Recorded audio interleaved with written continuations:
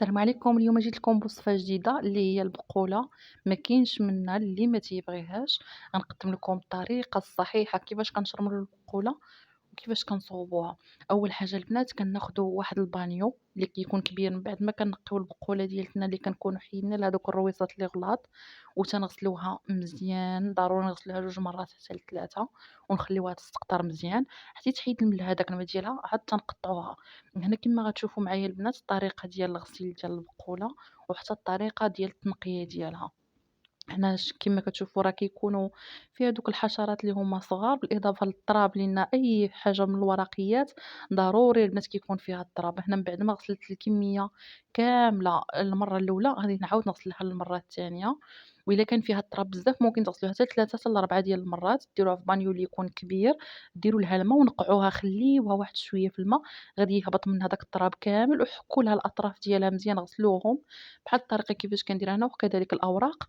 ومنين تبغيو باش تقطعوها البنات ضروري تكون قاطرة مزيان، وتبداو تنقّروا الوراق حتى فاش تكونوا كتقطعوها باش تحيدوا دوك الوراق اللي كيكونوا فيهم التقيبات ودوك اللي كيكونوا زوائد اللي خايبين. نقّروها باش إلا كانت فيها شي حشرة ولا شي حاجة كطيح. كما كتشوفوا هنا أنا عاودت غسلتها للمرة الثانية وغادي نقطرها. من الأحسن نغسلوها البنات تيصفى لينا الماء ديالنا، تتبقى لنا غير الخضورة العادي ديال الربيع، يعني راها عادية غير ما يكونش باقي فيها التراب ولا الأوساخ. من بعد ما كتصفى لينا البقولة ديالتنا عاد كندوزو كنسمدوها باش نقطعوها. هنا غنديرها في هذا البانيو غنخليها تقطر مزيان حتى ما يبقاش فيها الماء، وندوزو باش نقطعوها. اول حاجه البنات من بعد ما كنسمدوها كنشدو كل ورقه كنحطوها على اختها، كنحيدو دوك الاطراف اللي كيكونوا من التحت اللي هما غلاظ بزاف لانهم ما غيطيبوش وغيجيو خايبين، ما غيجيوناش زوينين في البقوله ديالتنا.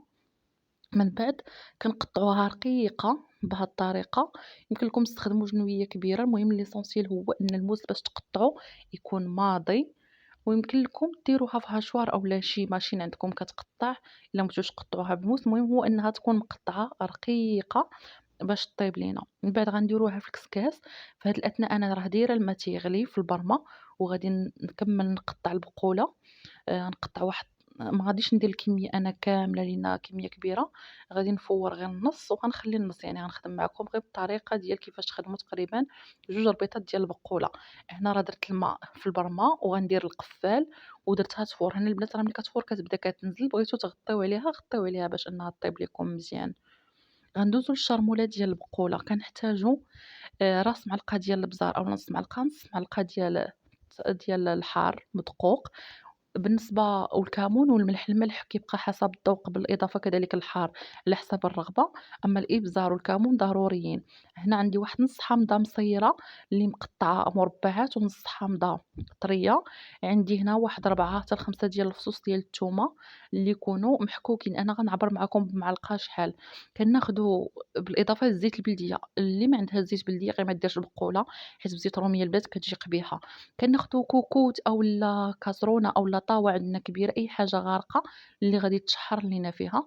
كنضيف هنايا 2 معالق صغار ديال التومة عامرين مزيان. كنضيف نص حامضة مصيرة، وديك نص حامضة كندير العصير ديالها غير داك الما ديالها باش كيعطيني ديك الحموضة في البقولة كتجي زوينة. وكنضيفوا العطرية. بالنسبة للعطرية هنا القياس ديال 2 ربطات ديال البقولة غديروا نص معلقة ديال الإبزار، راس معلقة ديال الحار لأنه كيبقى حسب الرغبة، ممكن أنكم تنقصوا ممكن تزيدوا. كديروا واحد المعلقة كبيرة عامرة ديال الكمون، والملح تيبقى كذلك حسب الرغبة. أما بالنسبة للناس اللي كيديروا فيها الهريسة مدقوقة، راه الهريسة مدقوقة البنات أولا الهريسة أولا الحار مدقوق راه ما تيجيش، كيجي هذا اللي كيكون منشف ومدقوق اللي كنشريوه من عند العطار أولا اللي كيبيع، يعني اللي كيبيع التوابل، هو اللي كيجينا زوين لأنه البقولة ما خصش يجينا فيها اللون، خص تجينا فيها غير اللون ديالها. كنضيف هنا واحد الكمية زيت البلدية ومازال غادي نزيدها البنات لأنه البقولة كتبغي زويتة بلدية. وضروري واحد المغرفة ديال الخشب. كنحركوا هاد العناصر كاملين كنديروهم فوق واحد العافية اللي كتكون مهيلة ما تكونش مجهدة باش ما تحرقش لينا الزيت البلدية وما تحرقش لينا حتى التومة. كنبداو نقابلوهم بالتحريك، عاد بعد كنلوحوا فيهم البقولة ديالتنا. في هاد الأثناء كتكون البقولة ديالتنا راها طايبة واجدة. غادي نوريكم البنات واحد الطريقة، هو أنه البقولة ديالتنا ملي كتفور راه كيكون باقي فيها واحد الماء، إلا درناها طيب وهي فيها داك الماء كتجينا مرجة، لذلك من الأفضل غنشدوها وغنحطوها فوق واحد الشبيكة أولا بانيو، وغنشدو واحد المعلقة وغنبداو نمعسوها باش داك الزائد ديال الماء كامل تيخرج، باش كتعرفوا البقولة ديالكم واش طابت والّا ما طابتش، كيتبدل ليها اللون، بالإضافة لأنه الجذورة ديالها إلا شديتوهم بركتو عليهم كتلقاوهم تيدوبوا، غير تبركي عليه بصبعك كتلقاه دايب مشى، يعني كتعرفي إن البقولة ديالك طايبة صافي كطفي عليها. أنا كيما شفتوا كنحرّك وكنبرك باش داك الما كامل اللي تيكون فيها تينزل.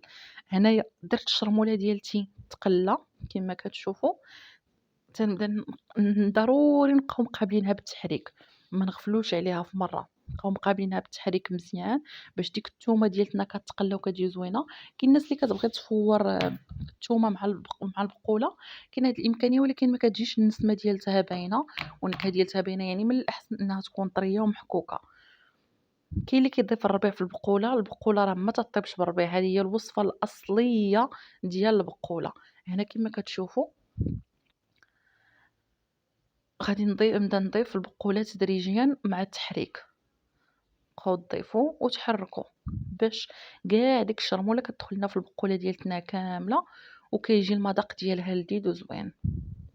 كتستمروا في التحريك. أنا راه ما زربتش معاكم هذا المقطع باش تشوفوا شحال المدة، تقريبا راه 2 حتى 3 ديال الدقايق وانتم كتحركوا فيها حتى كتشرب كاع العناصر. أنا غنضيف ليها واحد شوية ديال الزيت البلدية باش ما تجيش البقولة ديالتنا مشحترة ناشفة، ضروري أننا نكونوا شوية كرامين في الزيت البلدية. من بعد الطريقة ديال التقديم كتختلف على حسب الرغبة وحسب الذوق، اللي بغات تقدمها مع الزيتون خضر أولا زيتون حار يمكن لها تقدمها، كما يمكن لكم تضيفوا عليها لي كورنيشون حامض مصير، ويمكن لكم ديروها غير هكاك ترافقوها مع أطباقكم الرئيسية مثلًا مع شي طويجين أولا مع آآ اللحم بالبرقوق. كما يمكن لكم ديروها كذلك كوجبة بوحدها، يعني كتكون كوجبة بوحدها تغداو بها أولا تعشاو بها. بالنسبة للناس اللي كتعجبهم المقولة بزاف ممكن ديروها في طبيصلات صغار كيف شليضة. كما يمكن لكم ترافقوها مع الحوت نهار اللي تكونوا دايرين السمك ديروها معاه كتجي زوينة بزاف.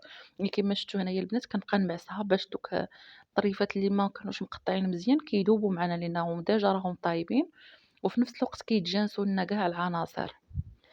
هنايا من بعد ما كطيب البقولة ديالتنا البنات كتجي على هاد الشكل كيما كتشوفوا. هنا راه باقا سخونة باقي كيطلع الفوار منها، داكشي باش تضببات الكاميرا.